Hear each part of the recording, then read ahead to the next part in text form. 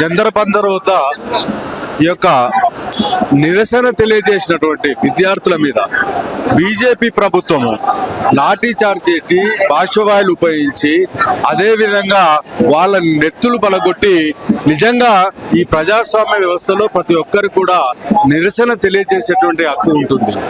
ఏదైతే మీరు నీట్ పరీక్షలో ఆ నీట్ యొక్క పేపర్ లీకేజ్ చేసినటువంటి బాధ్యుల మీద చర్య తీసుకోమని వాళ్ళు ఈ ప్రజాస్వామ్య వ్యవస్థలో నిరసన తెలియజేసినటువంటి విద్యార్థుల మీద యువకుల మీద మీరు వాళ్ళ మీద శాంతియుతంగా చేస్తున్నటువంటి ధర్నా మీద బాష్పవాయువులు ఉపయోగించి లాఠీ చార్జ్ చేసి టియర్ గ్యాస్ ఉపయోగించడము ఈ యొక్క ప్రజాస్వామ్య వ్యవస్థలో ప్రతి ఒక్కరు కూడా గ్రహించాలి. నేను అడుగుతా ఉన్నాను ఒక బీజేపీ ప్రభుత్వాన్ని, మీ ప్రభుత్వము ఒకవేళ ధర్నాలు చేయకుండా మీ దగ్గర ర్యాలీలు చేయకుండా అధికారంలోకి వచ్చిందా అని అడుగుతా ఉన్నాను.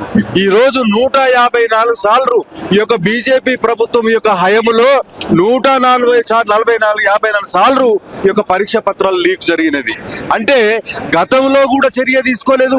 ఈ రోజు ఏదైతే ధర్మేంద్ర ప్రసాద్ కాపాడుకోవడం మీరు చేసినటువంటి యొక్క ఈ చర్య అనేది దేశంలో ఉన్నటువంటి యువకులు విద్యార్థులందరూ కూడా గర్హిస్తున్నాను.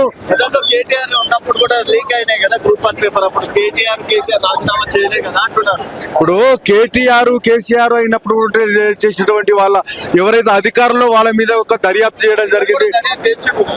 వీళ్ళు ఎక్కడ దర్యాప్తు చేసారు ఇంతవరకు కూడా? ఇప్పుడు ఎవరు జైల్లో ఉన్నారు ఇంతవరకు? లీకేజ్ పాలు ధర్మేంద్ర ప్రసాద్ ఎవరైతే ప్రభుత్వంలో అధికారంలో ఉన్నటువంటి వ్యక్తి అతను రాజీనామా చేయాలి. కానీ కేటీఆర్ అంటే ఇప్పుడు ఒక విషయం అన్నా, ఈ రోజు నీట్ అనేది ఒక దేశంలో జరిగినటువంటి పెద్ద వ్యవస్థ. యూపీఎస్సీ ఎటువంటిదో అలాంటి ఒక పరీక్ష. కేటీఆర్ అంటున్నారు కదా, గతంలో కాంగ్రెస్ పార్టీ అధికారంలో అనేక రాష్ట్రాలలో కూడా లీక్ అయింది.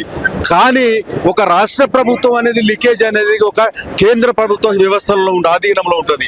మీ ఆధీనంలో ఉన్నటువంటి యొక్క దర్యాప్తు సంస్థలు, మీ చెప్పు చేతులు ఉన్న దర్యాప్తు సంస్థలు దానికి నిరసన చేసేటువంటి యొక్క వాళ్ళ మీద తలకాయలు వలకొట్టుకు ఎంతవరకు సంబంధించిన ఒక దర్యాప్తు చేయాలి కాదని. కానీ కాబట్టి ఈ విషయంలో వెంటనే కేంద్ర ప్రభుత్వం బీజేపీ ప్రభుత్వము ధర్మేంద్ర ప్రసాద్ ను రాజీనామా చేయాలని డిమాండ్ చేస్తా ఉన్నాను. ఓకే అన్న, జర పంపియే.